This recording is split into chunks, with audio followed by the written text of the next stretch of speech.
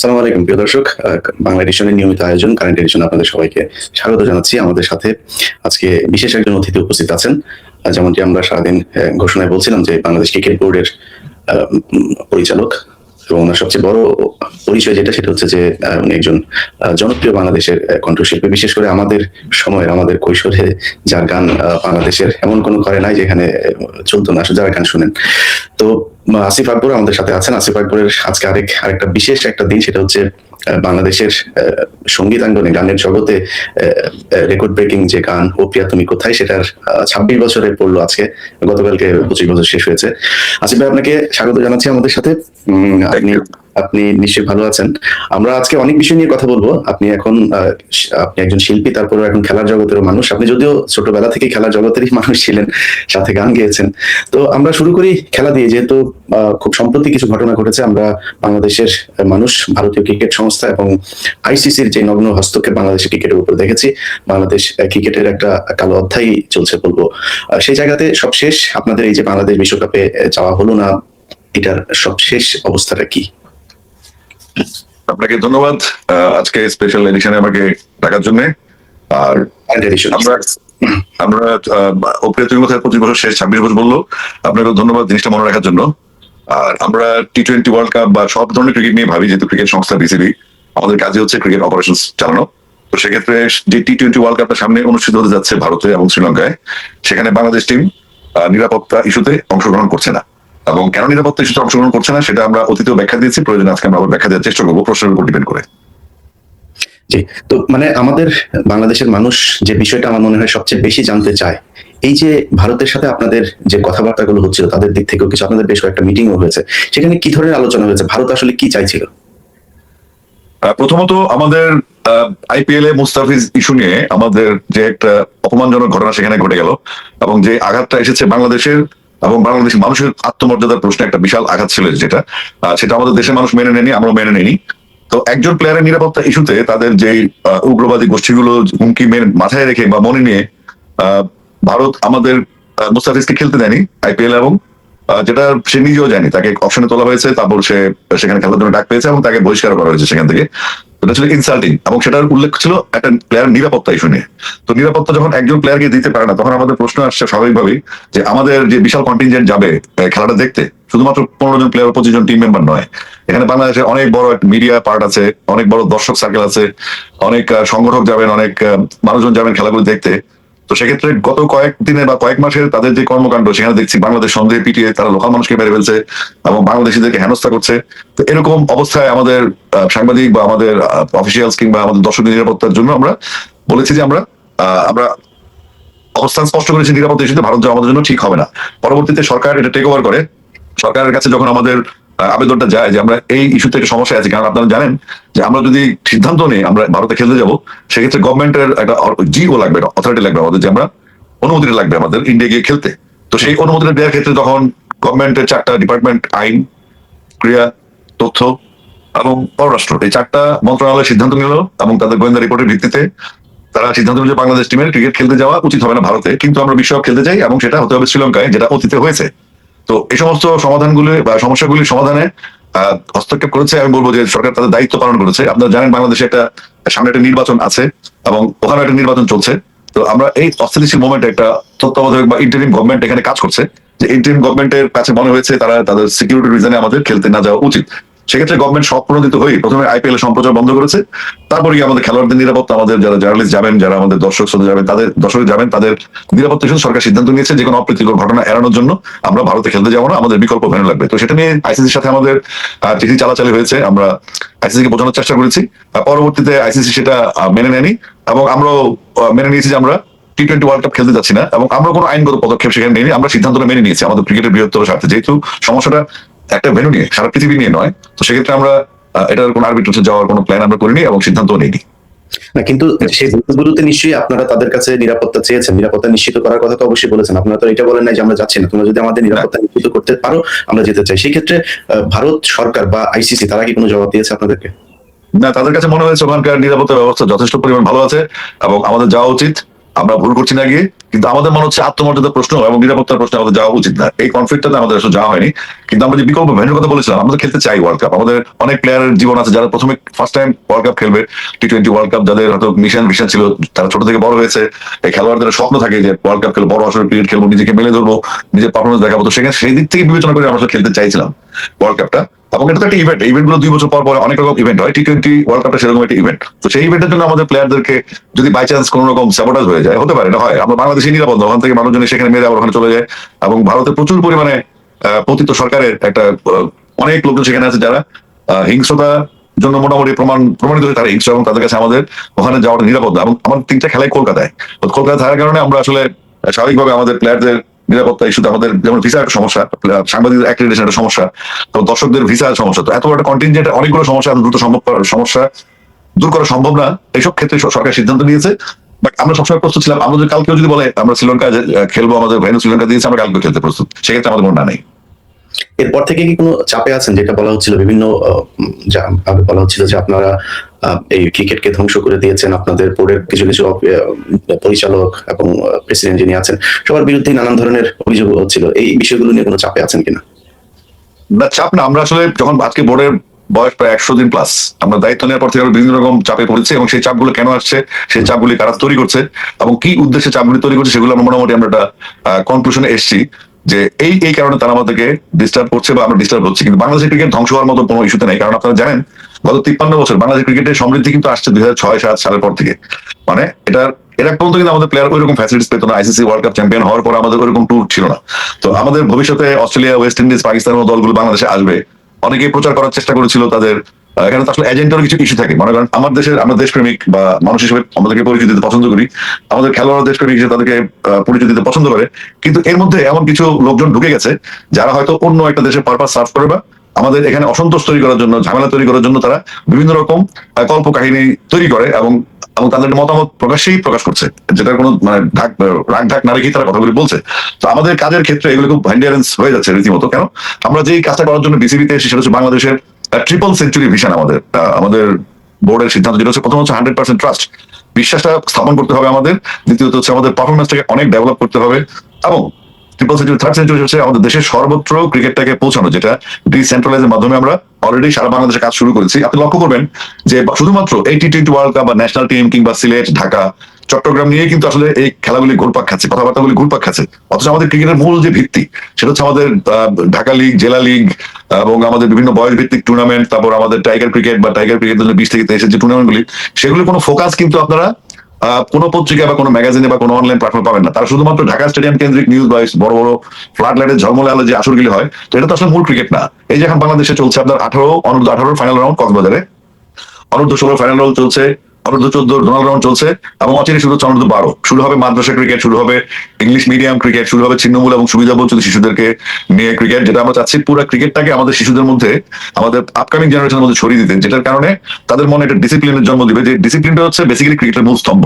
এই ডিসিপ্লিনটা সে প্লেয়ার হতে পারুক বা না পারুক, একটা ভবিষ্যতে যখন সে দাঁড়াবে, একটা জায়গায় দাঁড়াবে, তখন ডিসিপ্লিনটা তার জীবনে কাজ করবে, যেটা ক্রিকেট খেলা শুধুমাত্র খেলা না, এটার ভিতরে অনেক কিছু আছে যেটা আপনার জীবনকে করতে সুবিধা দিবে। যেমন আমি প্লেয়ার ছিলাম, আমি প্লেয়ার হতে পারিনি, কিন্তু আমি ক্রিকেট মাঠে যে ডিসিপ্লিনটা, সেটা আমার ব্যক্তি জীবনে কাজে লেগেছে। তো আমরা চাচ্ছি যে আমাদের সোসাইটিতে যে কিশোর গ্যাং কালচার কিংবা প্রচুর ড্রাগ এডিক্ট বা তেজাশি লক্ষ ড্রাগ এডিক্ট আমাদের বাংলাদেশে আছে, তো এই জিনিসগুলো থেকে আমাদের নতুন প্রজন্মকে বা তরুণ প্রজন্মকে বের করে নিয়ে আসার টেন্ডেন্সিতে আমাদের এই ক্রিকেট প্রোগ্রামগুলি করা, যেখানে আপনার সারা দেশে খেলাধুলা হবে, বাচ্চারা তাদের গাড়ির সহ মাঠে যাবে, তারা অন্যান্য পথ যেগুলো ভালো না সেখান থেকে তারা ফেরত আসবে এবং মাঠে মনোযোগ দিবে। আপনি জানেন যে ডিসিপ্লিনটা হচ্ছে ক্রিকেটের মূল ভিত্তি, এবং সেই ডিসিপ্লিনটা দিয়ে নজর দিচ্ছি। আর যে বিশ্বাসযোগ্যতা বা প্রবলেম গুলো বলছেন, বাংলাদেশের প্রথম সারির পত্রিকা যেগুলো মনে করেন দৈনিক প্রথম আলো পত্রিকা যদি বুলবুলের কার্টুন তৈরি করে, আমার ডিসি প্রেসিডেন্ট আমিনুল ইসলাম বুলবুল কার্টুন তৈরি করে তারা নিউজ ছেড়েছে, উনি ওয়ান ওয়ে টিকিট নিয়ে অস্ট্রেলিয়া চলে গেছেন, বাংলাদেশে হায় হায় অবস্থা।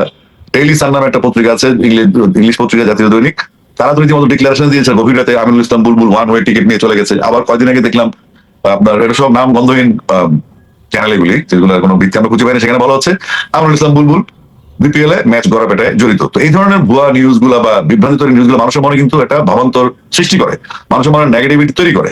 তো আমরা যেটা চাচ্ছি সেটা হচ্ছে ক্রিকেটটাকে এগিয়ে নিতে, কিন্তু ক্রিকেটের আশেপাশে আনুষঙ্গিক যে ডিস্টারবেন্স গুলো আছে সেগুলো আমাদের কাজকে ডিস্টার্ব করছে, ভবিষ্যতে ক্রিকেটকে এগিয়ে নিয়ে যাওয়ার জন্য একটা প্রতিবন্ধকতা সৃষ্টি করছে। এই জন্য আমাদের বিভিন্ন রকম সিদ্ধান্ত নিতে হচ্ছে এবং আমরা এগুলো ফেস করার চেষ্টা করছি। আপনি জানেন আমাদের ক্রিকেটটা যখন আমরা বোর্ডে দায়িত্ব নেওয়ার পর থেকে আমরা গত 17 বছর যে বোর্ডটা চলেছিল সেই বোর্ডের অনেক রকম অনিয়ম, ত্রুটি, দুর্নীতি আমরা আমাদের সামনে আস্তে আস্তে আসছে, যেগুলো আমরা আস্তে আস্তে প্রকাশ করবো, সেগুলো ফাইলগুলি আস্তে আস্তে আমাদের কাছে আসছে। তো আমরা বিশ্বাস করি এবং বুঝে গেছি যে গত 17 বছর যে বোর্ডগুলো ছিল সেই বোর্ডের বৈধতা। আচ্ছা ভাই, এটা কি একটু মোটা দাগে কি একটু বলা যায় যে মানে কি কি বিষয়গুলো নিয়ে? আমরা শুনেছি যে আপনাদের এখানে নাকি ডাব কিনতে পাওয়া যায় 18,000 টাকা দিয়ে, তারপরে অনেক কিছু শুনেছি। মানে একটু মোটা দাগে কিছু বিষয় বলা যায় যেগুলো আপনারা অলরেডি, যেমন আমি দু তিনটা বিষয় আমার মাথায় এসেছে, আমি শুনেছি গল্পে। আমাদের অডিট টিমের যখন বসে, অডিট টিম তো আমার কাজ না, আমার কাজ হচ্ছে ক্রিকেট ডেভেলপমেন্ট এবং এজ গ্রুপ। তো আমাদের কানে এসছে বাংলাদেশে একটা নর্মাল খেলা যেখানে আমাদের লোকাল প্লেয়াররা খেলবে তাদের টুর্নামেন্টে, সেখানে একটা ম্যাচে বিগত দিনগুলোয় 80,000 টাকার ডাব কিনা হয়েছে একটা ম্যাচে। তো একটা ম্যাচে যদি 22 জন প্লেয়ার খেলে, তাদের টিম স্কোয়াড থাকে সর্বোচ্চ 30 জনের, তো সেখানে 80,000 টাকার ডাব কিভাবে খায় সেটা একটা প্রশ্নবিদ্ধ। তো আমাদের নাজমুল ইসলাম ভাই কিন্তু ওই কথাটাই বোঝার চেষ্টা করেছেন, পরবর্তীতে যেটাকে অপব্যাখ্যা দেওয়া হয়েছে। তারপরে মনে করেন ছোটখাটো ইস্যুগুলো বলি, যে বড়গুলো যেহেতু অথেন্টিক হতে হবে, দালিলিক থাকতে হবে। যেমন মাইক্রোবাস ভাড়া, আমাদের মাইক্রোবাসের বিশাল বহর আছে যেটা বিসিবির কাজ করে, সেখানে দীর্ঘদিন ধরে একটা সিন্ডিকেট কাজ করছে। আপনি যদি নওগাঁ থেকে নাটোর যান, যে মাইক্রোবাসের ভাড়াটা হওয়া উচিত 5,000, 5,500, 6,000 টাকা, সেই মাইক্রোবাসের ভাড়াটা ধরা হচ্ছে 16,000, 16,500 টাকা। তো এটা একটা টাকার একটা দুর্নীতির মৎসব, যেটা আমরা বলতে পারি। তো এই ধরনের ছোট ছোট কিছু এক্সাম্পল আপনাকে দিলাম। পরবর্তীতে এই মাটির ইস্যু আসবে বা টিকেটিং এর ইস্যু আসবে, বা আমাদের 17 বছরের বিসিবির ভিতরে থাকা যে পুরোনো লোকগুলো আছে, আমরা একটা বোর্ড মিটিং করতে পারি না, মুহূর্তের মধ্যে খবরটা বাইরে চলে যায়। এমনকি আমাদের বোর্ডের বাইরে গিয়ে পিছন দিক দিয়ে দেখতে হয় কেউ শুনছে কিনা, সাউন্ড প্রুফ। তারপরও আমাদের এই সন্দেহ থাকে। অর্থাৎ আমরা শুরু থেকেই এমন একটা চ্যালেঞ্জের মধ্যে আছে, যেটা হচ্ছে আমাদেরকে তারা এই বোর্ডে থাকতে দিচ্ছে না বা থাকতে দিচ্ছে না। কেন জানেন? সেটা হচ্ছে অতীতের যে ঘটনাগুলো সেগুলো ধামাচাপা দেওয়ার জন্য এই বোর্ডটা তাদের জন্য খুব হুমকি শুরু হয়ে গেছে। এই বোর্ডটা না থাকলে অতীতের ঘটনাগুলো ধামাচাপা দেওয়া যাবে, এবং তারা সেই চেষ্টাও করেছে। এবং আর মোটা দাগে যদি বলেন, অতীতে যে ফ্যাসিস্ট ছিল তাদেরকে পুনর্বাসন করার জন্য আমাদের বর্তমানের যে বৈষম্য বিরোধী আন্দোলন হয়েছে, বিপ্লবটা হয়েছে, এবং নতুন বাংলাদেশের যে সম্ভাবনা নিয়ে ইন্টারিম সরকার গঠন করে চলছে, সেখানে আমাদের ক্রিকেটটাকে ডিস্টার্ব করার জন্য বা আমাদের এই বোর্ডটাকে সরিয়ে ফেলার জন্য আপনার বিভিন্ন কমেন্ট শুনেছেন। কেউ বলছেন অবৈধ, কেউ বলছে ক্ষমতায় আসলে এই বোর্ড নতুন করে গঠন করা হবে। এগুলো কোনো ভিত্তি আসলে আমরা খুঁজে পাইনি। কারণ একটা ইলেক্টেড বডি যখন কাজ শুরু করে, তখন বাইরে থেকে 25 জন ডিরেক্টর কাজ করছেন, একজন রিজাইন করেছেন তার ব্যক্তিগত কারণ দেখে, তার বাবার অস্ত্র দেখে, বাকি 24 জনই কাজ করছেন। তো সে সমস্ত কথাবার্তাগুলোকে মিডিয়াতে যেভাবে আসে এবং তারা যেভাবে দাম্ভিকতার সাথে কথা বলে, তো তাদের যে অতীতের ভূমিকা এবং 24 জুলাইয়ের বিপ্লব পরবর্তী সময় যেই ঘটনাগুলি আমাদের সামনে আসছে, যে ফ্যাসিস্টদেরকে পুনর্বাসন করা এবং তাদেরকে নিয়ে নতুনভাবে মডেল তৈরি করা, তাদের পুরোনো কাজগুলোকে ধামাচাপা দেওয়ার জন্য রানিং কিছু লোকজন তাদেরকে প্যাট্রোনাইজ করছে, তাদেরকে বিক্ষুব্ধ করছে বা তাদেরকে উস্কানি দিচ্ছে এবং মিডিয়াকে ফলস ইনফরমেশন দিচ্ছে, মিডিয়াকে যা তা বলে যাচ্ছে, সেগুলো নিয়ে একটা ধোঁয়াশা তৈরি হচ্ছে। তো সব মিলিয়ে ক্রিকেট বোর্ড সিদ্ধান্ত নিচ্ছে যে আমাদের আসলে এখন যে কাজগুলি করা যাবে, সেটা হচ্ছে প্রথম হচ্ছে জুয়া থেকে ক্রিকেটকে সুরক্ষা করা, এক নাম্বার। দুই হচ্ছে উচ্চমানের পারফরমেন্স নিশ্চিত করা আমাদের প্লেয়ারদের, সংগঠকদের, কোচদের, স্কোরারদের, আম্পায়ারদের, যারা সংযুক্ত গ্রাউন্ডস এর, ফ্যাসিলিটিস এর, লজিস্টিক্স এর। তারপর সংযোগ গড়ে তুলতে হবে আপনার পুরো জেলা টু জেলা, উপজেলা থেকে সব খেলোয়াড়রা যেখানে খেলতে যায়, একাডেমি গুলা, সেখানে তাদেরকে মূল হারমোনিতে নিয়ে আসা কেন্দ্রীয়, এবং তাদের এই লোকাল যে খেলাগুলি হয় সেগুলোকে সেন্ট্রালি যেন মনিটর করা যায়, প্যাট্রোনাইজ করা যায়, সেই লক্ষ্যে কাজ করা। আর বিসিবিকে 4 নম্বর, বিসিবিকে একটা বিশ্বমানের প্রতিষ্ঠান হিসেবে তৈরি করার জন্য আমরা কাজ করছি। আপনারা জানেন আমাদের প্রেসিডেন্ট আমরুল ইসলাম বুলবুল দীর্ঘদিন তিনি আইসিসিতে বিভিন্ন পর্যায়ে চাকরি করেছেন, বিভিন্ন দেশে ক্রিকেট ডেভেলপমেন্টে তিনি কাজ করেছেন এবং তিনি সফল হয়েছেন। তিনি কিন্তু তার চাকরি ছেড়ে দিয়ে বিনা বেতনে বিসিবি প্রেসিডেন্ট হয়েছেন, এবং তিনি একজন সফল ক্রিকেটার ছিলেন, বাংলাদেশের প্রথম টেস্ট সেঞ্চুরিয়ান। তার ক্রিকেট ক্যারিয়ার নিয়ে কোনো কথা নেই। এই সমস্ত জিনিসগুলো এত ভালোভাবে পাওয়ার পর যখন ধোঁয়াশা তৈরি করা হয়, তখনই আমাদের কিছু পদক্ষেপ নিতে হয়েছে ওই জিনিসগুলোকে লক্ষ্য রেখে। আমরা শুনেছি যে আপনাদের নাকি ঢাকা থেকে এই ফতুল্লাতে যেত আগের যে বোর্ড প্রেসিডেন্ট ছিলেন পাপন, তিনি হেলিকপ্টারে যেতেন। তারপরে আপনাদের সাবেক একজন ক্রিকেটার যিনি বোর্ডের পরিচালক ছিলেন, তিনি বিভিন্ন সময় খেলার আপনার প্লেয়ারদের সাথে বিভিন্ন দেশে যখন টুর্নামেন্ট হতো সেখানে যেতেন, এবং অনৈতিকভাবে, অবৈধভাবে তিনি বোর্ডে টাকা খরচ করতেন। এবং সেটার সংখ্যা আমি কিছুদিন আগে আমার ফেসবুকেও করেছিলাম যে বিষয়গুলো প্রায় 2,58,00,000 টাকার মতো করে। আমার মনে নামটা বললে আপনার জন্য বলতে সুবিধা হবে, নাজমুল, সরি, মাহমুদ, সুজন, খালেদ মাহমুদ সুজন। তো ওনার বিরুদ্ধে এসে অভিযোগগুলো উঠেছে, নিশ্চয়ই আপনাদের কাছে এরকম আরো অনেকের বিরুদ্ধে অনেক অভিযোগগুলো এসেছে, এবং আপনি নিজেও যেটা বললেন যে জুয়া এখানে চলছিল, যে বিষয়গুলো আমরা জানি না, এবং আপনাদের এখানকার যারা স্পোর্টস এর যারা সাংবাদিক আছে তারাও আমি জানি না ওনারা কি জানেন না নাকি ওনারা জেনেও এগুলো গোপন করেন। তো এই বিষয়গুলো আপনারা নিশ্চয়ই প্রমাণ পেয়েছেন বা এখনো তদন্ত চলছে, এটার বিরুদ্ধে কি আপনারা ব্যবস্থা নিতে পারবেন যারা আগে জড়িত ছিল, অর্থ তছরুপ করা কিংবা এখানে যদি নাকি আরো বড় ধরনের কোনো দুর্নীতি হয়ে থাকে, তারপর জুয়ার সাথে যারা জড়িত, এটা তো একটা ভয়ঙ্কর জিনিস। জুয়া যদি নাকি হয়, আমরা শুনেছি যে বিপিএল এর বেশিরভাগ ম্যাচেই নাকি এই যে ক্রিকেটারের কথা বললাম উনি সহ আর অনেকেই আপনার ম্যাচ আগে থেকেই ঠিক করে রাখেন যে কারা জিতবে কারা হারবে। তো আমরা তো খেলা দেখি খুবই সরল মনে, মনে হয় যেন হ্যাঁ এই তো খেললো এরা, এই করলো। এবারের ম্যাচ নিয়ে আপনার সিলেটের যিনি উনি বোধহয় পরিচালক না কি যেন, তিনি উপদেষ্টা, তিনি বলেছেন যে উনি সরাসরি মোটামুটি ইঙ্গিত করে বলেছেন যে মিরাজ হচ্ছে গিয়ে ম্যাচ ফিক্সিং করেছেন। তো এই বিষয়গুলো আপনাদের সামনে যখন প্রমাণিত হবে, আপনারা ব্যবস্থা নেওয়ার কোনো চিন্তা ভাবনা আছে কিনা? প্রথমত হচ্ছে আপনি যে কথাগুলো বলছেন সেটা ঠিক আছে, এগুলো আপনি তো সাংবাদিক মানুষ, আপনাকে তথ্য যাবে, তথ্য সংগ্রহ করবেন। আর আমাদের কাজ হচ্ছে জিনিসগুলো অথেন্টিক ভাবে মানুষের সামনে তুলে ধরা। গত 17 বছরের অনিয়ম কিংবা তার আগে যে সিস্টেম গুলো, যে আপনি হেলিকপ্টার কথা বললেন, বা পরিচালক হিসেবে যেন আমরা কোনো বেতনই পাই না, আমাদের আমিনুল ইসলাম বুলবুলের কোনো বেতন কিন্তু নাই। অর্থাৎ এই হেলিকপ্টারে যাওয়া বা ডাইরেক্টরশিপ নামে টাকা উত্তোলন করা, এগুলো বেতন তো আপনারও নাই, আপনাদের পরিচালকেরও তো আমাদের বেতন নেই না। জি না, আমাদের কারোরই বেতন নেই। এটা হচ্ছে একটা সম্মানজনক একটা পদ, এবং এই ক্রিকেটের ডেভেলপমেন্ট আমরা যে কোনো বাফুফি ধরেন, সেখানে হচ্ছে ডেভেলপমেন্টের কাজ করা। কিন্তু এই যে দুর্নীতির কথাগুলি বললেন, সেগুলো অবশ্যই প্রমাণ সাপেক্ষে আমরা হাজির করব।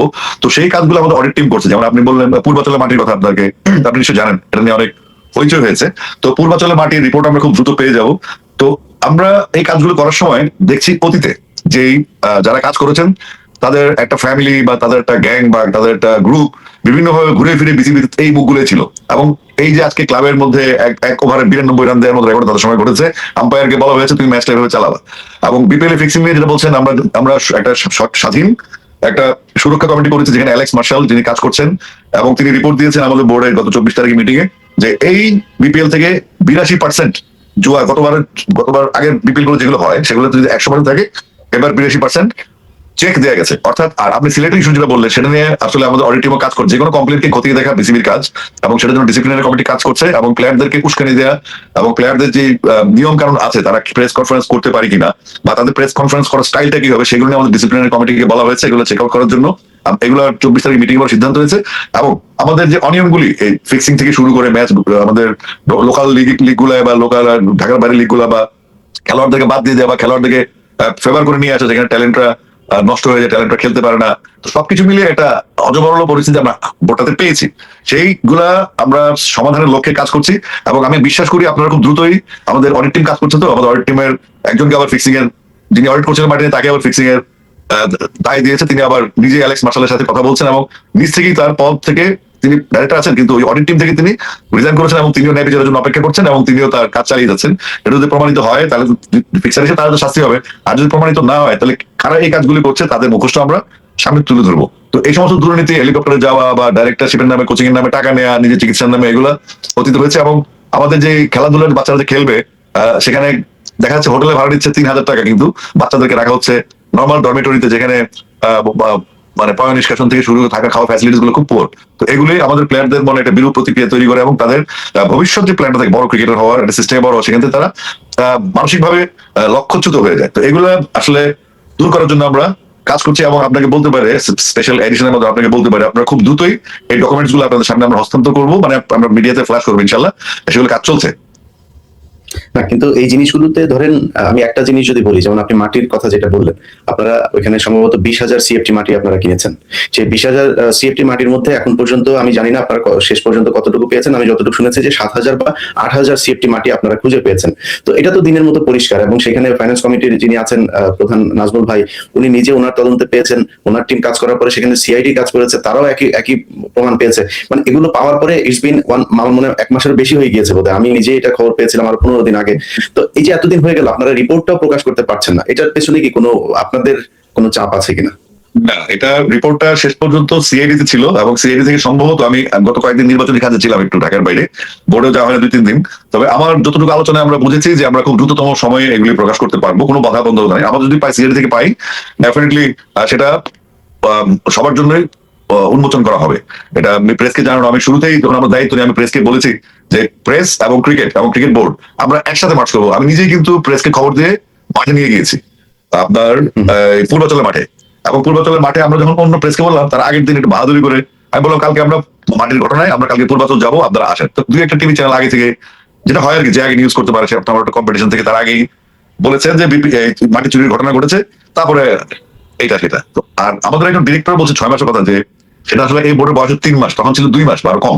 তো এই মাটি চুরির ঘটনা ঘটেছে আরো 6-7 মাস আগে, অর্থাৎ ফারুক ভাই যাওয়ার পরে বুলবুল ভাই আসার আগে মাঝখানে যে বোর্ডটা ছিল, যখন কোনো বোর্ড প্রেসিডেন্ট ছিল না, একটা বোর্ডের কোনো ডাইরেক্টর চালাচ্ছিল, ওই সময় যে দুর্নীতিগুলো হচ্ছে সেগুলো আমাদের সামনে আসছে এবং সেগুলো ধামাচাপা দেওয়ার জন্য বেসিক্যালি তারা সর্বোচ্চ চেষ্টা করছে। কিন্তু আমরা যেহেতু স্বাধীন একটা কমিশন আছে, এখানে অ্যালেক্স মার্শাল কাজ করছেন এবং সিআইডিও যথেষ্ট আন্তরিকভাবে তাদের তদন্তটা মোটামুটি সেরে ফেলেছে এবং আমাদের হাতে পৌঁছানোর সময়ের ব্যাপার। আমি ঠিক এই মুহূর্তে আপডেটটা জানাতে পারছি না আপনাকে, যেহেতু আমার ডিপার্টমেন্ট না, কিন্তু একটু বলতে পারি যে আমরা যথেষ্ট এগিয়েছি মাটি চুরির ঘটনা আপনার সামনে প্রকাশ করার জন্য। আশা করছি আমি আজকে কালকে আমরা বলে যাবো, আপনার এই প্রশ্নটা মাথায় রাখলাম এবং জিজ্ঞেস করবো যে মাটি চুরির ব্যাপারটা কি, কি জানাবো। আপনাদের বোর্ডের প্রেসিডেন্ট দেশে আপনার, আমি এটা নিউজ দেখার পরে আমি আপনাকে টেক্সট করেছিলাম, আপনি হাহারি এক দিয়েছিলেন যে মানে বুলবুল ভাই হঠাৎ করে ওয়ান ওয়ে টিকিট নিয়ে তারপর অস্ট্রেলিয়াতে চলে গেল। উনি যেহেতু ওনার ফ্যামিলি বোধহয় এখন অস্ট্রেলিয়াতেই থাকেন, উনি সেখানে জব করতেন।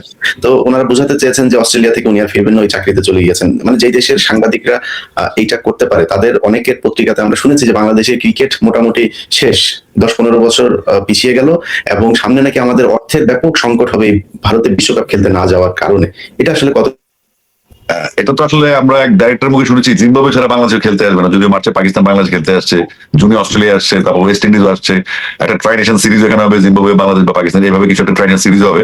আমরাও ট্যুরে যাব খেলতে এবং আমাদের অনূর্ধ্ব দলগুলি এখন জিম্বাবুয়ে থেকে বিভিন্ন দেশে টুর্নামেন্ট খেলে বেড়াচ্ছে। তো একটা টি-20 ওয়ার্ল্ড কাপের জন্য আমাদের যে সিদ্ধান্তটা, সেটার জন্য আসলে বাংলাদেশ ক্রিকেট একটু তো ক্ষতিগ্রস্ত হবে, কিন্তু যেভাবে বলা হচ্ছে ক্রিকেট শেষ, সেটা ধারে কাছে আসার কোনো সুযোগ নেই। এই কারণে সুযোগ নেই, আমাদের ডেভেলপমেন্ট গুলা নিয়মিত চলছে এবং আমাদের যে কর্মপন্থাগুলি সেগুলো চলছে। আর আপনার সামনে বললাম যে সামনে যে ট্যুর গুলো আছে, তো এগুলো আছে ইন্টেনশনালি আমাদেরকে মানুষকে একটা ভুল মেসেজ দেয়া। এই যে বুলবুল ভাই চলে গেলেন, বুলবুল ভাই ফিক্সিং এ জড়িত, আমি বলেছি যদি ন্যাশনাল মিডিয়া গুলো নিউজ করে তাহলে তো ভ্রাম্যমান কিছু আপনার অনলাইন মিডিয়া পোর্টাল গুলো থাকে, তাদের তো নিউজ করতে পারে না, তাদের করতেই পারে। তো এগুলো হচ্ছে কি এই মিথ্যা গুজব গুলো, মিথ্যা কথাগুলি না, বুলবুল ভাই নিজে মাঠে থেকে, ও একটা রবীন্দ্রনাথের গল্প ছিল না, কাদম্বিনী মরিয়া প্রমাণ করলো তিনি মরিয়েছেন, এই টাইপের ঘটনা হয়ে যাচ্ছে আর কি। এখন বুলবুল ভাইকে মাঠে উনি আম্পায়ারদের কোর্স করাচ্ছেন, সাইমন টাফেলের সাথে তিনি ডিসকাশন করছেন, পরে তিনি শুনলেন তিনি অস্ট্রেলিয়া আছেন। তো এই ধরনের ঘটনাগুলো যদি জাতীয় দৈনিক গুলো করে, বিশেষ করে প্রথম আলো বা ডেইলি সানার মতো পত্রিকা করে, সেটা দুঃখজনক। আর মিডিয়াতে এরকম গুজবের ডালপালা মেলার জন্য শুধু মানুষ মন্তব্য করছে, গালি দিচ্ছে। তো এগুলো আসলে এটা আমি বলবো যে আমাদের ক্রিকেটের জন্য ভালো পরিবেশ না। এগুলো ট্যাকেল দেওয়ার জন্য অনেক সিদ্ধান্ত আসছে যেন আমরা কাজটা করতে পারি, যাদের কাছে তারা করবো, জার্নালিস্ট যারা সাংবাদিক তাদের কাছে তারা করবেন, তাদেরকে আমরা ফুল সাপোর্ট দিব যতটুকু প্রয়োজন, কিন্তু অপ্রয়োজনীয় আর কোনো কিছু করার সুযোগ নেই। মানে ক্রিকেটটাকে নিয়ে এত কথা হচ্ছে, ক্রিকেট খেলাটা নিয়ে কথা হচ্ছে না খুব একটা। তো ক্রিকেট আমাদের, এই যে বললাম আপনাদের, ক্রিকেট চলছে সারা বাংলাদেশে খেলা হচ্ছে। আমরা গত কয়েক বছরের লিগ গুলো হয়নি, যেগুলো ঢাকা থেকে মনিটর করা হয়নি কখনোই। আমরা এ পর্যন্ত প্রায় 14টা জেলায় লিগ শুরু করেছি, আরো 40টা জেলায় আমরা এই মাসেই লিগ শুরু করে দিব। তো আমরা এগুলো কিন্তু করছি, তো সেগুলো কিন্তু ফোকাস হচ্ছে না। এই বুলবুল ভাই চলে যাচ্ছে, বুলবুল ভাই ফিক্সিং, এটা ওইটা, আসিফ এটা বললো, সাকিব, নানান রকম গল্প নিয়ে একটা যে উত্তপ্ত পরিবেশ তৈরি করছে। আপনারা জানেন কিছু রকম লোকজন আছে যারা তাদের কন্টেন্ট তৈরি করছে, মূল কাজ যেটা সাংবাদিক কন্টেন্টিজম বলে, আমি এটা জার্নালিজমের জায়গায় কন্টেন্টিজম চলে আসছে। ওই কন্টেন্টিজমে সে একবার বলছে, সেই বলতে কালকে থেকে আমরা, আপনি শুনতে পাচ্ছেন আমার একটা ফোন আসছে আমার, কালকে থেকে আমরা ইন্ডিয়া যাবো না, বাংলাদেশ যাবো, শ্রীলঙ্কায়, পাকিস্তান যাবে, ও পাকিস্তান আসবে না। কয়েকদিন পর সেই বললো, সেই লোকটাই বলতেছে বাংলাদেশ ভুল সিদ্ধান্ত নিয়েছে, ভারত যায়নি, বাংলাদেশ এই করেছে। তো এক মুখে কয়েক রকম কথা বেরোচ্ছে। তো এরা যদি সাংবাদিকের মাত্রা যদি এটা হয়, তাহলে তাদের কিন্তু অবশ্যই তাদের জায়গায় রাখতে হবে। এই জন্য সবাইকে ঢালাভাবে আমি দোষ দিচ্ছি না, এখানে কিছু রেসপন্সিবল পত্রিকা, রেসপন্সিবল টেলিভিশন চ্যানেল যদি উল্লেখ করি, যারা যেমন যমুনা টিভি বা সমকাল পত্রিকা, তারা কিন্তু কাজ করছে তাদের স্বাধীন মনোভাব নিয়ে, এবং তারা যখনই আমাদেরকে অ্যাটেন্ড করেন, প্রশ্ন করেন, আমরা অ্যাটেন্ড করি। তো এই ধরনের ব্যাপারগুলি ঘটছে। তা আমরা আসলে গভর্নমেন্টের যে নিয়ম আছে যে আপনার একটা ইস্যু, যারা সাংবাদিক জেনেন তাদেরকে কাজ করতে দেয়া এবং অপসাংবাদিকতা যারা করে বা বিভ্রান্তি ছড়ায় মানুষের মনে, খামা খায়, যাদের হাতে কোনো প্রমাণ নাই, শুধুমাত্র ফেসবুকে এসে কথা বলছে, ইউটিউবে কথা বলছে, ভিউ দিচ্ছে, কিন্তু মিথ্যা কথা বলছে, কন্টেন্ট এক প্রোগ্রাম বলে এক কথা, আরেক প্রোগ্রাম বলে আরেক কথা। তো এগুলো থেকে মুক্তি পাওয়ার জন্য কিছু সিদ্ধান্ত আসছে, কারণ আমাদের কাজটা করতে হবে বিরক্তিগুলোকে মাইনাস করে। হ্যালো, আমি কি আছি লাইনে?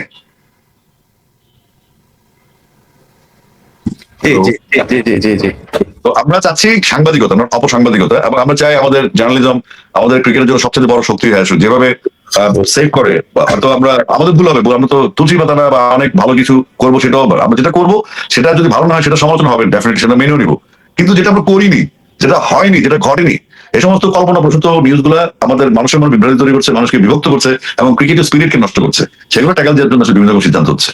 আসিফ ভাই, আপনি যেটা বললেন যে আপনি খুব সারপ্রাইজ হয়েছেন যে প্রথম আলোর মতো পত্রিকা, মানে প্রথম আলোর কাজই হচ্ছে এটা। আর বিশেষ করে আপনারা ইন্ডিয়াতে খেলতে যান নাই তো, সামনে এই বোর্ডের কপালে আরো অনেক শনি আছে, এটার জন্য আপনারা প্রস্তুতি থাকেন। আর আরেকজন প্লেয়ার, যেটা আমরা ওনার মানে ক্যারিয়ারের একদম সারা জীবনই দেখেছি, উনি নাটকে ভরপুর।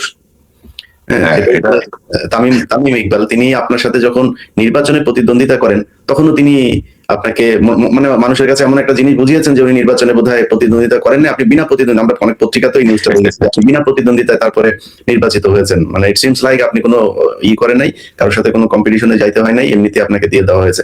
তো এরকম অনেক নাটক তার ক্যারিয়ারে দেখেছি। তিনি এই টিমে যখন ছিলেন তখনও বিভিন্ন সময় এই গ্রুপিং, বিভিন্ন প্লেয়ারদেরকে নিয়ে নিয়ে এই গ্রুপ এগুলো তিনি করতেন।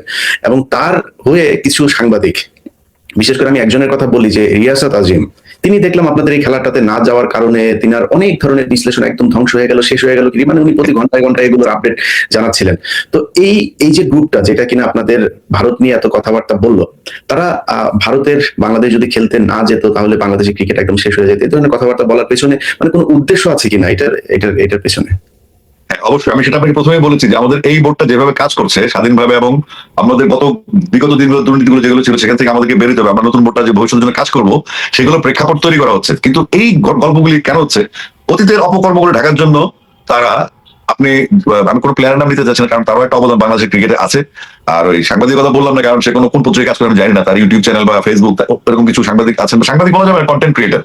তো এই ধরনের কন্টেন্ট ক্রিয়েটার এক একদিন এক এক কথা বলে, তাদের ইস্যু, তাদের লোকজন শুনে বা কেউ বকাবকিও করে তাদেরকে, সেটা আমাদের মুখ্য ইস্যু। আমার ইস্যু হচ্ছে যখন প্রথম আলো নিউজ করবে আমিনুল ইসলাম বুলবুল কার্টুন দিয়ে তিনি চলে গেছেন, এটা কিন্তু জাতিকে বিভ্রান্ত করে। যখন মর্নিং সানের মতো একটা পত্রিকা বলে, ন্যাশনাল ডেলিগুলোতে যখন বা ন্যাশনাল ম্যাগাজিন নিউজগুলো যখন বিভ্রান্তিমূলক খবর ছড়ানো, তখন সেটা অবশ্যই আতঙ্কের।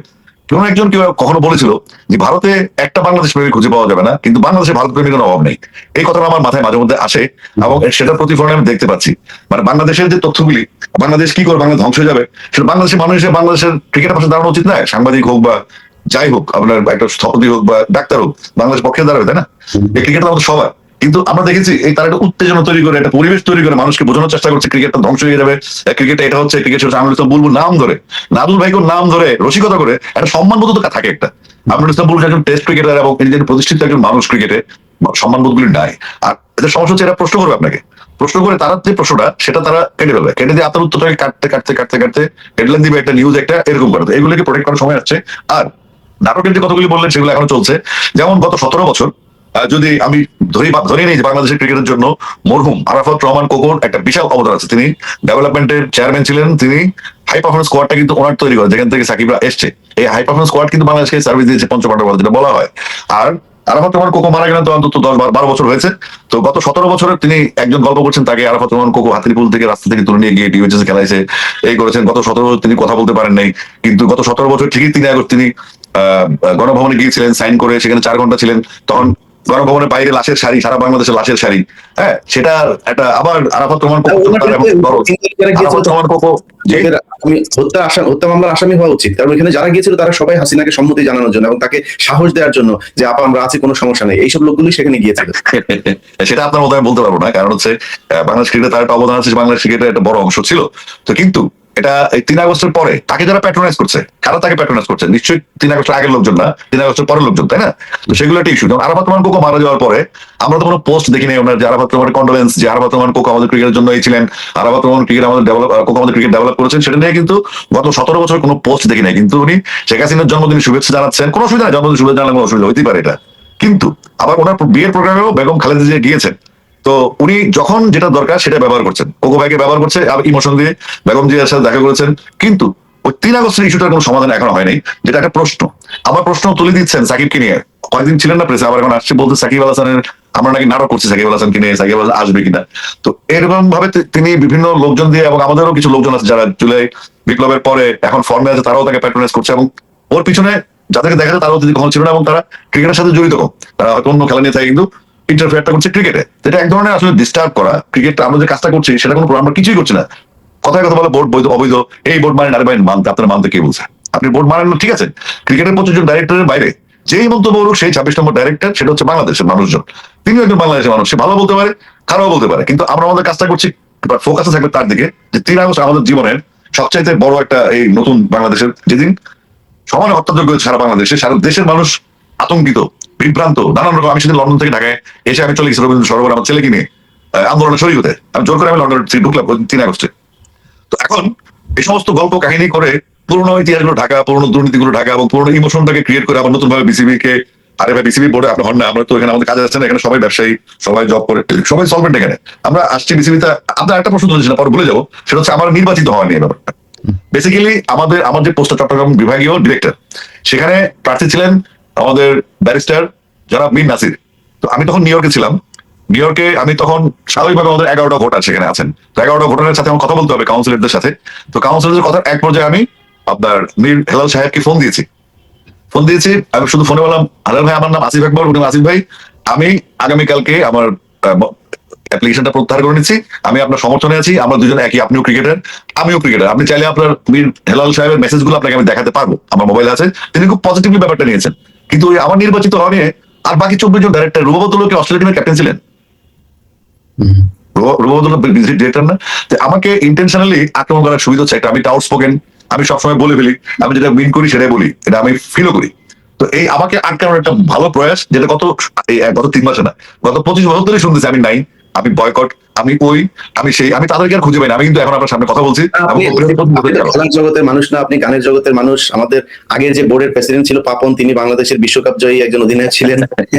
আপনি ফার্স্ট ক্লাস ক্রিকেট খেলেছেন, আপনি মানে ব্যাকগ্রাউন্ড আছে, হ্যাঁ ব্যাকগ্রাউন্ড আছে, ক্রিকেট ব্যাকগ্রাউন্ড আছে। এবং আমি সংগঠক ছিলাম দীর্ঘদিন। আমার নিজের ক্লাব বাংলা স্পোর্টিং ক্লাব, যেটা 2006 সালে তখন 111 সময় নিষিদ্ধ করা হয়েছে, আমি সেই ক্লাবের জন্য অ্যাপ্লিকেশন করেছি। আমার ক্লাব চ্যাম্পিয়ন ছিল কুমিল্লা ক্রিকেট লিগে, রানার আপ ছিল কুমিল্লা ফুটবল লিগে, সেটা বন্ধ করে দেওয়া হয়েছে। কিন্তু ওই যে বৈধ বোর্ড না, এই বোর্ড মানি না, এই কথাগুলো যারা বলছেন তারা একটা এজেন্ডায় আছেন।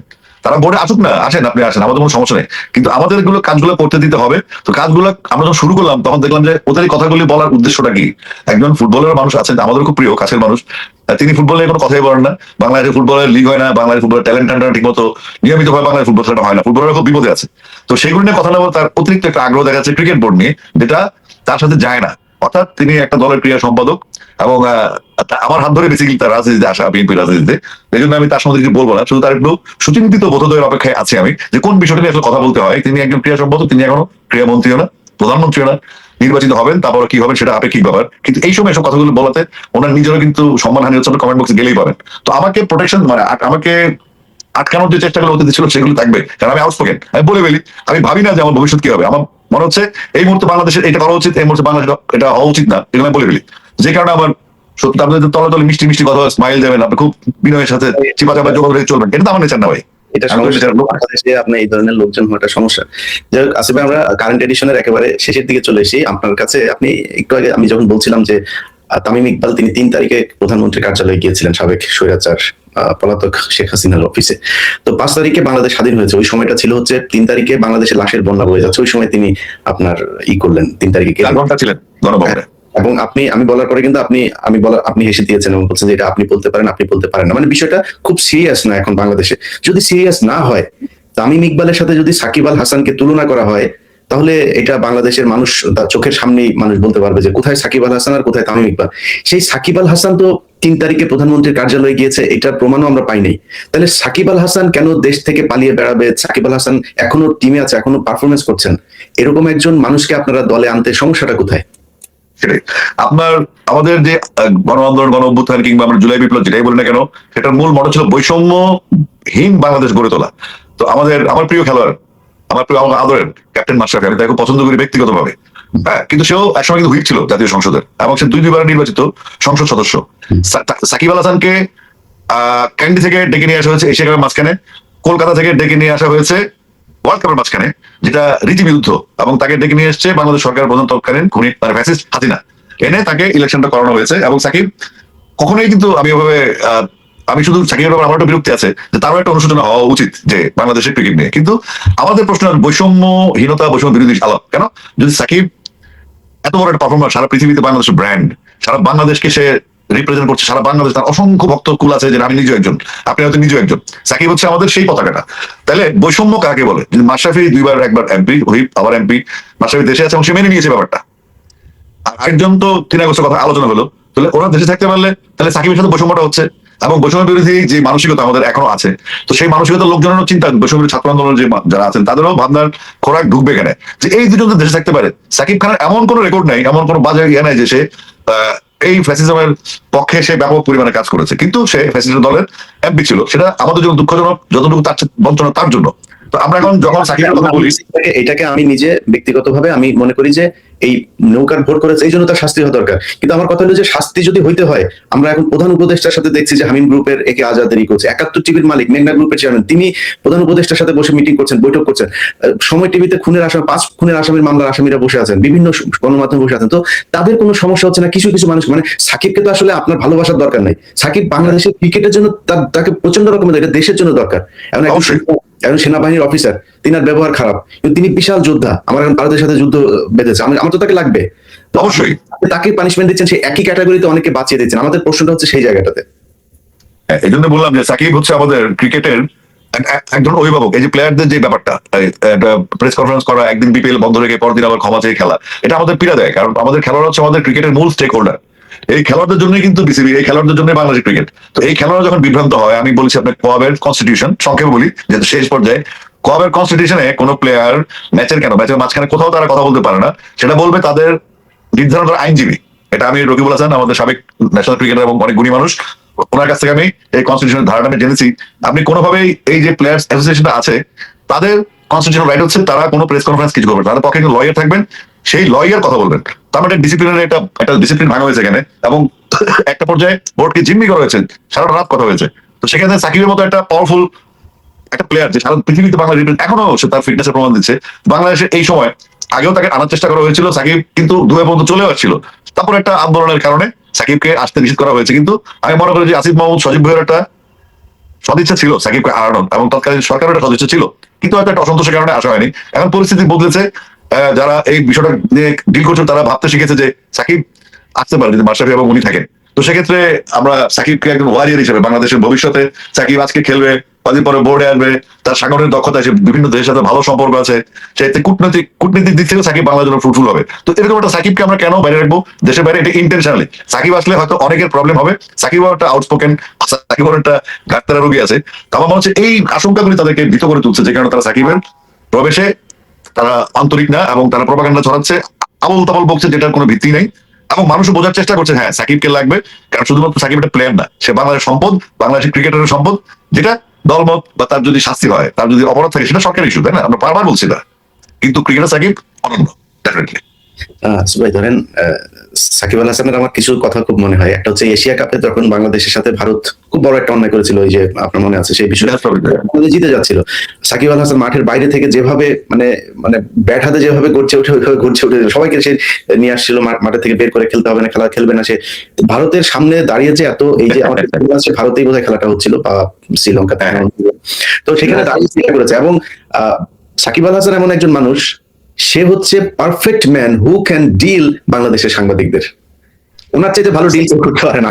আমি কিন্তু কিছু বলি ক্লাস করি আপনার সাথে, সেটা হচ্ছে আপনি দেখবেন সাকিব আল হাসানকে পাপন সাহেব যখন প্রেসিডেন্ট ছিলেন, মানে ওনার ভাষায় বৈধ প্রেসিডেন্ট, আমরা তো অবৈধ, যখন পাপন সাহেব ছিলেন, যখন বৈধ ছিলেন, তখন কিন্তু আগের দিন ইশারা দিয়ে সাকিবের খবর আছে, সাকিব কেন তার প্লেয়ারদের পক্ষে আসলো। রোনাস কামাল সাহেবের পায়ের কাছে সাকিবকে বসে থাকতে দেখা গেছে না? দেখা গেছে, ছবিও আছে। এবং আমার যে নামটা বলেন প্লেয়ার, তিনি কিন্তু আশরাফুলকে ব্যাট দিয়ে মারতে গিয়েছিলেন খেলার মাঠে, ছবিও আছে। ভাই সরি, আমি অ্যাড করি, এর বোন, আপনার তামিম ইকবালের বোনের বিয়ে হয়েছে কার সাথে জানেন আপনি? না, আমি জানি না। সাবেক যুবলীগের চেয়ারম্যান ওমর ফারুকের মেয়ের সাথে। এবং শেখ হাসিনাকে আপনার দেওয়া হয়েছে, রিসিপশন দেওয়া হয়েছে, মনে হয়েছে যে একটা মানে আওয়ামী লীগের কোন একটা সভা টভা, কাউন্সিল কিছু একটা হচ্ছে। তো ও তো ওর রক্তে আওয়ামী লীগ। এখন তাকে পৃষ্ঠপোষকতা করছে একটা গ্রুপ বাংলাদেশে, তারা কারা সেটা আমাদের চিহ্নিত করতে হবে। কারণ আমাদের দীর্ঘমেয়াদী ক্রিকেট, দীর্ঘমেয়াদী, আমি বলছি যে ড্রাগ এবং কিশোর গ্যাং, যেখানে বাংলাদেশের সোসাইটি অবক্ষয় হচ্ছে, ক্রিকেট একটা বড় ভূমিকা পালন করতে পারে দেশকে বাঁচানোর জন্য। তো আমি মনে করি যারা আমাদের এই মুহূর্তে ক্রিকেটের বিরোধিতা করছে, তাদের শুধু কন্টেন্ট তৈরি করা বা তাদের অবস্থান তৈরি করা বা পুরনো রেকর্ডগুলিকে ঢেকে রাখার জন্য, তারা অবশ্যই বাংলাদেশের বিরুদ্ধে ষড়যন্ত্র করছে। এবং তাদেরকে আমি যতদিন আমি নিজে ডিফল্টার না হবো বা আমি ধরা পড়বো না, তাদেরকে আমি ততদিন ষড়যন্ত্রকারী বলবো। এবং তারা ক্রিকেটের বিরুদ্ধে একটা দেশের পক্ষে না, বাংলাদেশের বিপক্ষে তারা ষড়যন্ত্র করছে। জি আসিফ ভাই, আমরা চাই যে সাকিব আল হাসানকে, আমার মনে হয় যদি সম্ভব হয়, আমি জানি না এটা সম্ভব হবে কিনা, যে তাকে আওয়ামী লীগে সে কোন পরিস্থিতিতে যোগ দিয়েছিলেন এবং তার এটার ব্যাপারে কোনো অনুশোচনা আছে কিনা, আমার মনে হয় এটার জন্য একটা একটা সাধারণভাবে দেশবাসীর কাছে এইটুকু অনুশোচনা তার প্রকাশ করানোর সুযোগ আছে কিনা, এটা তাকে যুক্ত করার আগে করানো যায় কিনা, এটা একটু করলে আমার মনে হয় তার নিজের জন্য মানুষের যে ভালোবাসা সে পায়, যাদেরটা পায় না এখনো তাদেরটাও আমার মনে হয় পেত, এটা একটু করা যায় কিনা এটা দেখবেন। আমরা খেলাধুলা নিয়ে সারাক্ষণ আমরা আলোচনা করেছি, আপনার আজকে বিশেষ একটা দিন, আপনার যেই মানে কি বলবো ঝড় তোলা যে ক্যাসেট এবং আপনার ওপিয়া তুমি কোথায়, তখন তো আমাদের ক্যাসেটের যুগ, আমরা ক্যাসেটের মধ্যে আপনার এই গান শুনেছি, গ্রামে আইসক্রিম বিক্রি বাদাম বিক্রি করতো, সারা সব দিকে মাইকে বাজছে, মানুষের ঘরে বাজছে আপনার এই গান, চারিদিকে বাসে উঠলে এই গান বাজতো। তো এই যে গানটা আমি আমি আর কি দর্শকদের আমার খুব ভালো লেগেছে, আপনার সাথে যেদিন আমার এখানে দেখা হয়েছিল সেদিন এই বিষয়টা নিয়ে করছিলাম, শুনছিলাম, মানে মানুষের মানে এই জিনিসটা জানা দরকার, মানে আপনি এই যে গানটা করলেন এটা জানতেন কিনা যে এত বিখ্যাত হবে এটা? না, এটা আমি জানতাম না, বাট আমার যে ডিরেক্টর যিনি ইথন বাবু, যিনি কথা সঙ্গীত করেছেন, তার খুব কনফিডেন্স ছিল হাই। আর আপনি জানেন যে অপ্রিয়া তুমি যেদিন বের হয় সেদিন মালিবাগে একটা ঘটনা ঘটেছিল, ডক্টর ইকবালের মিছিল থেকে গুলি হয়েছিল, 4 জন মারা গেছে ডিবি অফিসে। খুব খেয়াল করবেন, কিন্তু তখন বিএনপি পাওয়ার আসেনি, এবং ওখানে লেজার লিটল নামে একটা লোক ছিল যে গুলি করছে, এবং পরবর্তীতে যুগান্তর নামে একটা পত্রিকা বাংলা মাত্র জন্মদিন হলো, যুগান্তর আমার অপ্রিয়ার জন্মদিন কিন্তু একই দিনে। তো যুগান্তর তখন ওই নিউজটা করে হেডলাইন করে হিট হয়ে গেল, কিন্তু আমার অ্যালবামটা ফ্লপ হয়ে গেল, বর্ষা, নানান রকম সমস্যা। বাট ইথন বাবুর কনফিডেন্স ছিল যে 4 মাস পরে কি হলো, অ্যালবামটা মানুষের কাছে গেছে, এবং এই অ্যালবামটা আসলে একটা মিথের পর্যায়ে চলে গেছে। আমি মনে করি অ্যালবামটার উপর আমার কোনো দখল নাই, এটা সম্পূর্ণভাবে যারা শ্রোতা, যারা গান শোনেন, আমার এখনো প্রিয় গান শোনেন, এটা একটা মিথের মতো হয়ে গেছে। এটা আমি চাইলেও এর সাথে ভালো কিছু করতে পারবো না, নতুন ভাবে প্রিয় বা সবার বাংলাদেশের গানও তৈরি হবে না, এটা টোটালি বাংলাদেশের মানুষ বা বাংলা ভাষী মানুষ নিয়েছেন। আর আপনি যে অ্যাঙ্গেল থেকে আসছেন, আমি আসলে কোনোভাবে আশা করি না যে প্রিয় তুমি কোথায় এত ব্লাস্ট হবে, কিংবা আজকে আমি আসিফ আকবর বা গায়ক কিংবা বিসিবি ডাইরেক্টর, এগুলো ছিল স্বপ্নের মতো। বাট এখন আমি আপনার সাথে কথা বলছি, এটা আমার জন্য অনেক আনন্দের। আমার দিন বদলে গেছে, আমার জীবনের ভাগ বদলে গেছে। ওই দিনের ইয়েটা একটু শুনতে চাই, মানে আপনি যেদিন হলো আপনার যখন ক্যাসেটটা শুরু হলো, এরপরে আপনি চিন্তা করছিলেন যে চায়ের ইয়েতে আপনি কাজ করবেন, হ্যাঁ মানে ক্রিকেটার হবেন না এটা হবেন, এই বিষয়গুলো একটু শুনতে চাই। মানে সমস্যা হচ্ছিল কি, আমার তো 2 ছেলে হয়ে গেছে, 96 আর 99-এ। তখন আমি বেকার, আমি মাস্টার্স কমপ্লিট করলাম, অনার্স কমপ্লিট করলাম। আমার আম্মা, যেহেতু আমরা এডুকেটেড ফ্যামিলি, আমাদের সবাই জব আছে বা যার যার মতো কাজ করছে, কিন্তু আমি বেকার। আমি গান গাই, এখান থেকে 500 টাকা পাই, ওখান থেকে 2000 টাকা পাই। আমার সাউন্ড সিস্টেম ব্যবসা ছিল, 3,500 টাকা ভাড়া পাইতাম, 5,000 টাকা ভাড়া পাইতাম, এতে আমার সংসার চলতো। কিন্তু আমার ফ্যামিলিটা মানতো না, আমার বলতে পারি কোয়ালিফাইড ছেলে। তখন আমার চাকরি হলো ফিনলে টি কোম্পানিতে। হ্যাঁ, ফিনলে চা কোম্পানিতে 16,000 টাকা বেতন, আমি ছিলাম অ্যাসিস্ট্যান্ট ম্যানেজার। তখন ব্যাপারটা খারাপ ছিল না, কিন্তু আমার আম্মাকে আমি বলতাম, আম্মা একটা বড় জাল ফেলছে দিঘির মধ্যে, মনে করো ধর্মসাগর একটা বড় জাল ফেলাইছি, এটা জালের মধ্যে অনেক মাছ আসবে, কিন্তু এই জালটা টানতে তো সময় লাগে, মানুষ লাগে, আমাকে একটু সময় দিতে হবে। তারপরে তো সেই দিন আসলো মহেন্দ্রাক্ষণ, এই অ্যালবাম গান গেলাম বিটিভিতে জুলাই মাসে, অ্যালবাম রিলিজ হলো কি জানুয়ারি মাসে। তাও কি অ্যালবামটা রোজার ঈদে রিলিজ হওয়ার কথা, কিন্তু বড় বড় শিল্পীরা ছিলেন, জেন ভাই, বাচ্চু ভাই বা মনির খান ভাই, রুবেল ভাই, তাদের অ্যালবাম রিলিজ করলো, আমাকে বললো যে না অ্যালবাম ছাড়া যাবে না। আমার তো মন ভেঙে গেছে, কি করবো। অ্যালবামটা ছাড়লো 2 ঈদের মাঝখানে, এই 30 জানুয়ারি ঢাকার বাইরে, ঢাকায় 31 জানুয়ারি। তো সবকিছু মিলিয়ে আমি আমি কখনো হতাশ হই না, কিন্তু মন খারাপ হয়েছিল যে আমার হয়তো ক্রিকেটটা মানে গানটা গাওয়া হলো না, আমাকে মনে হয় আবার চাকরিতে যেতে হবে। যে একটা স্বপ্ন দেখছিলাম, আমি একটু উচ্চাবিলাসী না, কিন্তু উচ্চাকাঙ্ক্ষা আমার থাকে। আমি ভালো কিছু করতে পারলে, ভালো জায়গায় যেতে পারলে ভালো কিছু করা যাবে, ক্ষমতা আসবে, প্রভাব আসবে, মানুষ কথা শুনবে, আমি আমার এথিক্যাল ইস্যুগুলো আমি শেয়ার করতে পারবো, অ্যাপ্লাই করতে পারবো। তো ওই সময়ের ব্যাপারটা ছিল এরকম যে আমার সন্তান 2টা, ও প্রিয়া তুমি কোথায় আসার পরে মনে হচ্ছে আমার সন্তান আরেকটা। আমাকে গায়ক প্রিয়া হাসান ফোন দিলেন, আসিফ তোমার অ্যালবাম রিলিজ হয়েছে। তখন আমি কুমিল্লায়, আমি আমার বাসা থেকে একটা দৌড় দিয়ে, আমাদের জিলা স্কুলের সামনে অডিও জিপসি আছে, আমাদের নিজেদের ব্যবসা প্রতিষ্ঠান, আমরা ক্যাসেট বিক্রি করতাম, অ্যালবাম বিক্রি করতাম দোকানে, অডিও জিপসি। তখন আমি দৌড়ে সেখানে যাই, আমার বন্ধু বান্ধব সবাইকে বলে আয় আমার অ্যালবাম বেরিয়েছে। তারপর তো আবার ঝামেলা, অ্যালবাম চলে না। তারপর গিয়ে ভ্যালেন্টাইন্স পার হয়ে, কোরবানি পার হয়ে, বন্যা পার হয়ে 3-4 মাসের মাথায় ইতুল বাবু এই যে মলমের দোকানে, এই দোকানে সেই দোকানে গান টান বাজে, মোটামুটি লটারির দোকান বাজে, গানটা একটা পর্যায়ে নিয়ে আসছে, এবং পরবর্তী ইতিহাস আমরা জানি, আপনার সামনে আমি। না সেটাই আচ্ছা ভাই, আমি তখন মানে আমাদের সময়টাতে যদি আপনার কি পরিমাণে ফ্যান আমি ছিলাম, আমার বন্ধু বান্ধব আমি যতটুকু জানি, আপনার আমার যদি শেয়ার নিয়েছেন নিউ ইয়র্কে, আজকে তো সবসময় প্রশ্ন করেন মানুষদেরকে, আপনি আপনার নিয়ে মানুষের ভয় আছে, আপনি এখনো মাঝে মাঝে গানটা একটু গেয়ে শোনান, মানুষ যেন জানতে পারে গানটা কতটুকু ফ্যান আপনি ছিলেন এবং আপনি কেমন গান। ওইটা আমার দিয়ে সম্ভব না ভাই, ওইটা আমি আছি, যেহেতু প্রিয়ার জন্মদিন, একটা 25 বছর একটা সেলিব্রেশন তো লাগবেই, আপনি করেন। ওইটা আমার দিয়ে জীবনে সম্ভব নয়, কারণ সরি এটা তাহলে আমি গাই দিই আমার ফ্যান্সদের জন্য, আমি গাই দিই, যেহেতু এটা অন্য প্রোগ্রাম, তারপরও আমি যেহেতু আজকে একটা বিশাল দিন, আমার আনন্দের দিন, একটা প্রতিষ্ঠার দিন, আমি গাই ওপরেটাই গাই, সাধারণত গাইতে জানা, ছেলে মেয়ে বিয়ে দিয়ে দিয়েছি তো এগুলো চলে না এখন, তারপর গাই। ইতুল বাবুর কথা সুর সঙ্গীত, প্রোডাকশন সাউন্ড টেক, তাদের কাছে আমি চিরকৃতজ্ঞ। বুকের জমানো ব্যথা, কান্নার নোনা জলে, কেউ ভাঙে চোখের নদীতে, অন্যের হাত ধরে চলে গেছো দূরে, পারি না তোমায় ভুলে যেতে। ও প্রিয়া, ও প্রিয়া তুমি কোথায়, ও প্রিয়া, ও প্রিয়া তুমি কোথায়। Thank you. না, ধন্যবাদ আসিফ ভাই। আমরা অনুষ্ঠানের সেই দিকে একটা বিষয় বলে তারপরে দর্শকদের কাছ থেকে বিদায় নেই। আমি একটা ইয়ে থেকে আইডি থেকে বেশ কয়েকটা কমেন্ট আমার চোখে পড়েছে। মাঝে মধ্যে কমেন্টে যখন যাই তখন কিছু কমেন্ট পড়ি। তো সেখানে লেখা আছে যে দুই পাকিস্তানি, হ্যাঁ, একটা ইয়ে থেকে। আপনাকেও নিশ্চয়ই এখন ইন্ডিয়ান বিভিন্ন নাম্বার টাম্বার থেকে হুমকি টুমকি দিচ্ছে। ফেসবুকে আমরা দেখেছি আপনার ছবি দিয়ে, তারপরে আপনাকে দেখে নেওয়া হবে, সেই আপনার নাজমুল ভাইয়ের আর দু একজনের ছবি দিয়ে এগুলো করেছে। তো আমি একটা জিনিস, আমার এই শ্রদ্ধেয় ভাইদের, ওনারা এখন আসলে ইন্ডিয়াতে ফেন্সিল খেয়ে তারপরে খুব মানবতার জীবনযাপন করেন, ওনাদের অনেক শোক আছে, যে কারণে আওয়ামী লীগকে নিয়ে এখন খুব বেশি কিছু বলি না। বাট এইটুকু জিনিস বলতে চাই, সেটা হচ্ছে যে ভাই, আপনাদের যিনি নেত্রী তিনি কিন্তু এখন ইন্ডিয়াতে আছেন। তারপরে ওইদিকে মোদিরও কিন্তু বিয়ে শাদী হয় নাই। তো আমরা কিন্তু কেউ পাকিস্তানে যাইনি ভাই। আপনারা কিন্তু ইন্ডিয়াতে আপনাদের নেত্রী আছে, ওইদিকে খোঁজ খবর রাখেন। আমার মনে হয় দেশে আসিফ আকবর কি করলো, বিসিবি কি করলো, ইলিয়াস হুসাইন কি করলো, এইসব দিকে খোঁজ খবর রাখার আপনাদের দরকার নেই। আপনারা এই দেশে মোটামুটি কালো তালিকাভুক্ত। আপনারা যদি ওই রিফাইন হয়ে আসতে চান, হয় বিএনপির ঘাড়ে চড়ে আসতে হবে অথবা জামাতের ঘাড়ে চড়ে আসতে হবে। হাসিনাকে নিয়ে তারপরে দলবল নিয়ে বাংলাদেশের রাজনীতি করবেন, নির্বাচন করবেন, সেই দিন কোনোদিন আসবে না। এই দেশের ক্রিকেট অঙ্গনে বাংলাদেশের মানুষ যেভাবে সম্পৃক্ত হয়েছে, সেটার ক্রেডিট ভারতের। ভারত যদি আমাদের সাথে আচরণ না করতো, আজকে আসিফ আকবর, আজকে আমিনুল ইসলাম বুলবুল, নাজমুল হুসাইন, তিনাদের পিছনে মানুষ এইভাবে ছুটতো না। আমি নিজেও আজকে এই বিষয়ে এটা নিয়ে কথা বলার জন্য এত আগ্রহ বোধ করতাম না। আমার নিজের অন্তর থেকে আসিফ ভাই, আপনারা বোর্ডে যারা আছেন সবার প্রতি আমার খুব কৃতজ্ঞতা, ভালোবাসা, যে আমরা অবশ্যই আমাদের কিছু ক্ষতি তো হয়তো হবেই, আমরা একটা বিশ্বকাপ খেলতে পারিনি, কিছু প্লেয়ারের মন খারাপ হয়েছে। 2 বছর পর পর হয় এটা। আচ্ছা, আমার শুধু কোন প্লেয়ার যদি আহত হয়ে যায়, তখন আপনি কি কাকে উত্তর দেবে? দায়িত্ব কে নেবে? কমেন্ট বক্সের লোকজন নেবে নাকি? আচ্ছা, ট্যাগ তো পুরনো বাণিজ্য। তো আমার ট্যাগ একবার ইন্ডিয়ান, একবার আমেরিকান, যাই দেখ, আমি আমার কথা বলা বন্ধ রাখবো না। এবং এই বিসিবি, বাংলাদেশ ক্রিকেট বোর্ড, বর্তমান বোর্ড, এখন তো একজন চলে গেছেন আমাদের ইশতিয়াক সাথে, খুব দারুণ মানুষ, চোখ মানুষ, কিন্তু ওনার বাবা খুব অসুস্থ, উনি প্রায় 1.5 মাস বোর্ডে আসতে পারেননি। তো এগুলো নিয়ে 3জন ডাইরেক্টর পদত্যাগ করছে, আরো ডাইরেক্টর পদত্যাগ করবে, এগুলো বলা হচ্ছে। আমি একটা কথা বলে আপনাকে ইলিয়াস ভাই, আজকে আপনার মাধ্যমে, স্পেশাল এডিশনের মাধ্যমে মানুষকে বলতে চাই, আমরা এই বিসিবি, এই বোর্ডটা বাংলাদেশের শেষ বোর্ড ইনশাল্লাহ, যেটা আমরা বাংলাদেশ ক্রিকেট না শুধু, আমরা বাংলাদেশের ডিসিপ্লিন নিয়ে কাজ করছি। এবং এই বোর্ড ব্যর্থ যদি হয়, বা কোন রকম রাজনৈতিক দমন পীড়নে যদি এই বোর্ড কাজ করতে না পারে, বাংলাদেশের ক্রিকেটটা আসলে ঝুঁকির মধ্যে থাকবে। কারণ আমরা যেটা করছি সেটা হচ্ছে সিইও হিসেবে কাজ করছে, এখানে ম্যানেজ করছি। এবং সব বললাম না আপনাকে, যেমন ভিশন ট্রিপল সেঞ্চুরি, বিশ্বাস ট্রিপল সেঞ্চুরি, ভিশন, বিশ্বাস, পারফরমেন্স, দেশ সর্বত্র পৌঁছানো, জুয়া থেকে ক্রিকেটকে সুরক্ষা করা, উচ্চমানের পারফরমেন্স নিশ্চিত করা, সংযোগ গড়ে তোলা, উন্নয়ন করা, এবং বিসিবিকে বিশ্বমানের একটা প্রতিষ্ঠান হিসেবে তৈরি করা, যার মেরুদণ্ড থাকবে, যে মেরুদণ্ড নিয়ে সিদ্ধান্ত নেবে, যার ঘাড়ের শির দ্বারা সিদ্ধ থাকবে, এবং বাংলাদেশের পক্ষে কথা বলবে সবসময় ইনশাআল্লাহ। না, আমরা এই খেলার মধ্যেও দেখলাম তো যে আমাদেরকে এই যে মানে কৃত্রিম ভাবে পাকিস্তানের সাথে যে সংকট তৈরি করে রাখা হয়েছে, এসব বলে আজকে গত পরশুদিন পাকিস্তানের সাথে বাংলাদেশের সরাসরি ফ্লাইট চালু হয়েছে 14 বছর পরে।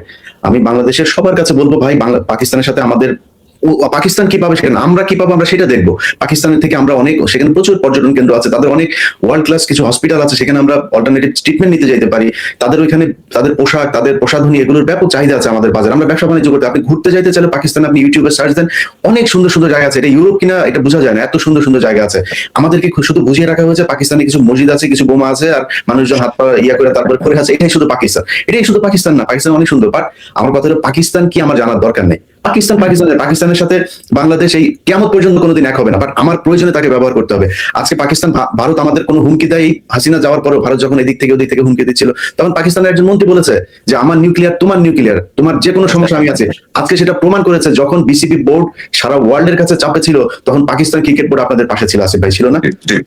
তারা বলেছে যে আমি একটা বিশ্বাস করি, সেটা হচ্ছে দুইটা একটা আমার হিরোশিমা আর নাগাসাকিতে আমেরিকা জাপান ভালো ফ্রেন্ড, চীন জাপান ভালো বন্ধু, হ্যাঁ, কোরিয়া জাপান এরা কিন্তু যুদ্ধে ছিল, ভিয়েতনাম, এরকম পৃথিবীর ইতিহাস আছে। আপনি কি এই যে পুরোনো গল্পগুলি খাওয়ায় জাতিকে কতদিন আপনি আফিমের মধ্যে রাখবেন? যেভাবে ইংল্যান্ড হংকংকে 100 বছর আফিম ওয়ার বলে এটাকে, যে চায়নার সাথে ব্রিটিশদের যে আফিম ওয়ার ছিল 100 বছর, কিন্তু হংকং ইংল্যান্ডের আন্ডারে ছিল। সেই ইংল্যান্ডের আন্ডারে হংকং মুক্ত হওয়ার পর এখন চীনের সাথে যুক্ত হয়েছে। চীন কিন্তু তাদেরকে আলাদা ফ্যাসিলিটি দিয়ে রেখেছে এবং বিকল্প হংকং তৈরি করেছে পাশাপাশি সেঙ্গেনকে। তো সুতরাং ব্যবসা বাণিজ্য, এখন ইন্ডিয়া থেকে পেঁয়াজ আমরা তো টাকা দিয়ে কিনে আনি, আমরা তো ফাওয়ান দিচ্ছি না, বরং বেশি দামেই কিনে আনি, এবং অনেক সময় পচা জিনিসও কিনে আনি। আমরা কিছু বলতে পারি না, করিডোর বা ট্রানজিট, এগুলো অনেক কিছু আছে যেগুলো আমাদের বন্ধর ব্যবহার। বিদ্যুৎ যে দুর্নীতি, বিদ্যুতের এটা এই চুক্তি যে অসম চুক্তি হয়েছে, এখানে দুর্নীতি করা হয়েছে।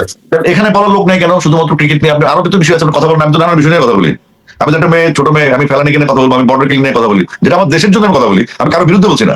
আমি একজন বাংলাদেশের মানুষ, আমি দেশপ্রেমিক মানুষ হতে চাই, আমি আমার দেশের পক্ষে কথা বলি। এই কথাটা যদি কোনো দেশের বিপক্ষে যায়, সেটা তো আমার দোষ না। হুম। আমি তো ইন্ডিয়াতে কেন গেছি, আমি আবার 5ই আগস্টের পরে আমি ইন্ডিয়া যাইনি, আমার ভিসাও নাই, আবার আমাদের বাংলাদেশের জন্য ভিসা বন্ধ। কিন্তু 5ই আগস্টের পরে কিন্তু মুস্তাফিজও আইপিএল খেলেছে, জেমস ভাইও কলকাতা কনসার্ট করেছে, সাকিব খানও কিন্তু সিনেমা শুটিং করেছে। দোষ হলো আমার, এই হলো ঘটনা। এটা আমি মনে না নিয়ে মেনে নিয়েছি, এবং যখন যেটা যুক্তিযুক্ত তখন সেটা বলা হচ্ছে আমার স্বভাব এবং আমার কাজ। কে কি বললো, কে হুমকি দিল, এগুলো নিয়ে আসিফ বাবুর নড়ানো যাবে না, কারণ 25 বছর ধরে আমি এগুলো শুনছি, শুনেই যাচ্ছি, এখনো শুনছি, আমার অভ্যস্ত, ভালো লাগে, খুব ভালো লাগে। এই দেশের মানুষের এগুলো বলে আর লাভ নাই, কারণ এই দেশের মানুষ জানে যে কিছু হইলে ওনারা স্বামী স্ত্রীর মতো সম্পর্ক করে, আর স্বামী স্ত্রী তো চলেই গিয়েছে সেখানে, ওনারা ওইখানেই, ওইটাই ওদের জায়গা। দেলোয়ার হোসেন সাইদি থেকে বলা শুরু করেছে যে ওইটা হচ্ছে ওদের মামা বাড়ি, দাদা বাড়ি, এবং অনেকে বলে থাকেন শেখ মুজিবের আসল বাবার বাড়িও সেটা। তো তারা ওইখানে থাকেন, তারা কিছু হইলে ওইখানেই যান। কিন্তু সমস্যা হলো আমরা সব নাকি লেগে এই দেশের মানুষ খালি আওয়ামী লীগের বিরোধিতা করলে সব পাকিস্তানের জীবনেও কোনোদিন যায়নি। তা পাকিস্তান আমি কোনো পাকিস্তান যাইনি আসলে, আমি জানি না খুব একটা। 99.9% মানুষ জীবনে মানে হয়তো ঘুরতে এখন যাবে মানুষ, যেহেতু সপ্তাহে 2 দিন, শনিবার বৃহস্পতিবার 2 দিন তারা ফ্লাইট চালু করেছে। প্রথম ফ্লাইট আপনার টিকিট ছাড়ার 1 ঘন্টার মধ্যে সব টিকিট শেষ, দ্বিতীয় ফ্লাইটের টিকিটও শেষ হয়ে গেছে। মানুষ এখন ঘুরতে যাবে, মানুষ কাজে যাবে। কিন্তু কথা হলো যে আপনি যে এটারে মানে সেই 71-এর বেঁচে তারপরে পাকিস্তানের সাথে যুদ্ধ হয়েছে, জন্য তো আমেরিকা তো পাকিস্তানের পক্ষে ছিল তখন। আমেরিকা যান কেন? হ্যাঁ, আমেরিকারও বাদ দেন, সমস্যা সপ্তম নম্বর পাঠালো না আমাদের এখানে, তারপর চায়না ছিল আমাদের সাথে, তো চায়নার সাথে বন্ধুত্ব হইলো আমাদের, তাই না? এখন বড় শেখ মুজিব যেদিন মারা যায় তার পরের দিন আমাদের স্বীকৃতি দিয়েছেন। এক্স্যাক্টলি। তো এখন এখন আমরা আসলে এটার জুজুর ছোট একটা কবিতা পড়েছিলাম, ইংলিশ রাইম, এটা মনে নাই, কিন্তু ওখানে জুজুর হওয়া ছিল। এটা দিয়ে বাংলাদেশকে দাবি রাখা হয়েছে যে ওখানে ভালো, ওটা ভালো, পাশেরটা ভালো, তার পাশেরটা ভালো না। তো এগুলো আসলে পররাষ্ট্র নীতি বা আমাদের বিজনেস নীতি যেগুলো আছে, সেগুলোর সাথে আসলে আমাদের দুই রাষ্ট্রের সম্পর্ক হওয়া উচিত জনগণের কল্যাণে, দুই দেশের মানুষের কল্যাণে। কিন্তু এখান থেকে হচ্ছে ওয়ান সাইডেড, এবং বাংলাদেশের শত শত খুনি, লুটেরা, দুর্নীতিবাজ সব ওখানে গিয়ে আস্তানা গেড়ে আসছে। তার মানে কি? তারা কারা? তারা হচ্ছে ওই দেশের একটা রাজনৈতিক দল, যারা বাংলাদেশে পালন করতে, এখন তারা পালাই গেছে তাদের জায়গায়, শেষ, প্রবলেম সলভ। না আসিফ ভাই, বিষয়টা খালি ওইটাই না। ধরেন আপনার এই যে ক্রিকেট নিয়ে যেটা হলো, আপনি দেখেন মানে বাংলাদেশের মিডিয়াটা এমন ভাবে তৈরি করা হয়েছে, এটা তো সেই 1971 সালের পর থেকে ওদের হাত দিয়ে তো তৈরি। মানে হ্যাঁ। ওদের বিরুদ্ধে কিছু গেলে এটা কিন্তু কৃত্রিম ভাবে তৈরি করা সংকট। হ্যাঁ, সুশীল, ওই যে সুশীল, তাদেরকে চুতিয়াশীল বলা হয় আর কি, ওটা সুশীল গোষ্ঠী তারা তৈরি করছে। তারা মানুষ মারে ফেলে, কোনো বিশ্বজিৎকে কোপায় প্রকাশে খুন করলে কোনো সমস্যা হয় না, তারা ফেলানির কোনো প্রতিবাদ করবে না। তারা একটা টিপ নিয়ে দেশে হুঙ্কার শুরু করে দিয়েছে, একটা ভারত তৈরি করেছে, যেখানে মানুষ মারা হয়, সেটা নিয়ে কোনোদিন প্রথম আলো নিউজ গিয়েছে? এখানে প্রিয়া গোপ আপনার প্রিয়া গোপ যে মারা গেল না, ছাদুর করে মেয়েটা, ছোট 5 বছরের, সেটা নিয়ে কোনো কথা কিন্তু নাই, কোনো ছবি ছাপে না কিন্তু। তো এগুলো থেকে নতুন জেনারেশন বেড়ে আসছে, নতুন জেনারেশন তাদের দেশকে আসলে, তাদের বয়স ছোট এবং তারা ভবিষ্যৎ দেশে চালাবে, তারা তাদের ন্যায্য হিসাব বুঝে নিচ্ছে, এবং এটা আমাদেরকে আশাবাদী করে সবসময়। না অবশ্যই ভারতের ব্যাপারে বাংলাদেশের মানুষের এখন যে অবস্থান, এই অবস্থান ইনশাল্লাহ সারা জীবন থাকবে। যারা ভারতের সাথে সম্পৃক্ত হইতে চায়, যারা ভারতের কোনো ঘটনা হইলে, ভারত মানে কিছু হলে ওরা একটা তৈরি করে, ধরেন এই যে এখন আপনি খেলতে যাবেন না, বিশাল কিছু হয়ে যাবে, মানে বোঝাচ্ছে যে আমাদের দেশের জন্য কাজ করছে, কিন্তু কাজটা করছে আসলে ভারতের জন্য। এইটাই করেছে সেই 71-এর পর থেকে সবসময়। আপনি দেখেন না আমাদের এই যে পাকিস্তানের সাথে যে সংকট, আপনি তার কাছ থেকে পেঁয়াজ কিনেন কেন? পেঁয়াজ পাকিস্তানের নাই, যদি আমি চিপ রেটে পাই তার চাইতে, তাহলে আপনার বেটার অপশন আমি কেন অ্যাকসেপ্ট করবো না?